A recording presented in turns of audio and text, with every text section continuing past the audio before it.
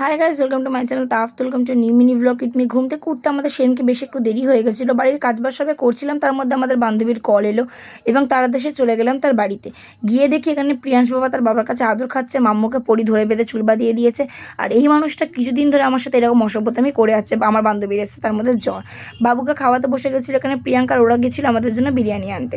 বিরিয়ানি এনেছিল, এখানে এনেছিল বাচ্চাদের জন্য ডিম, এবং তার মধ্যে আমি দেখি যে এরা তিনটে মিলে কিন্তু বাবুর খেলনা বার করে সমানে বদমাশি করে আছে। তারপরে আমি খাবার দাবার আস্তে আস্তে বেড়ে নিলাম বিরিয়ানি সবার জন্য, বাচ্চাদের জন্য এখানে ডিম ছাড়িয়ে নিচ্ছিলাম। তা বসে পড়লাম খেতে।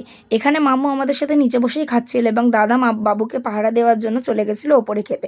আমরা এখানে খাবার এনজয় করছিলাম। আর এই যে আমাদের প্রিয়াংশ বাবা, সে কিন্তু একটা খুব খারাপ অভ্যাস হয়েছে, সেটা হচ্ছে মেয়েদের দেখলেই চুল টানবে। দেখো মাম্মুর কীভাবে চুল টানছে, কিন্তু ছেলেদের না, শুধুমাত্র মেয়েদেরই চুল টানে।